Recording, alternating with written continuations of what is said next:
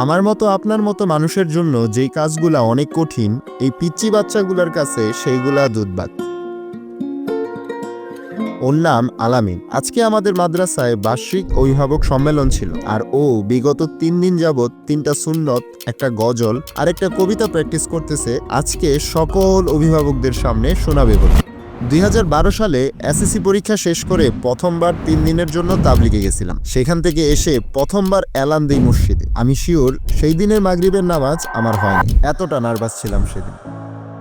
কিন্তু আলামিনের জন্য এই সকল কাজ পুরাই উল্টা। ও একটু পর পর এসেই বলে, ও আজকে সানগ্লাস পরেই মাগরিবের নামাজ আদায় করছে। বিষয়টা আমার কাছে অনেক ইন্টারেস্টিং লাগছে। আপনাদের কাছে কেমন লাগছে কমেন্টে জানাবেন। এই ভিডিওগুলোর মাধ্যমে I am starting a fundraise for the madrasa and the kids in ইট।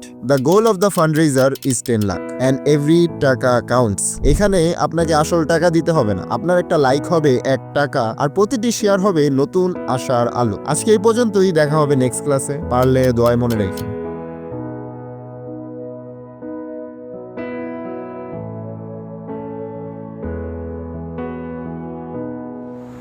আসসালামু আলাইকুম রহমতুল্লাহি ওয়া বারাকাতুহু। আমার মনের ঘরেতে দেখেছি যারে, তো জাহানের বাদশা নবী কান্দিবালা রে, তো জাহানের বাদশা নবী কান্দিবালা রে।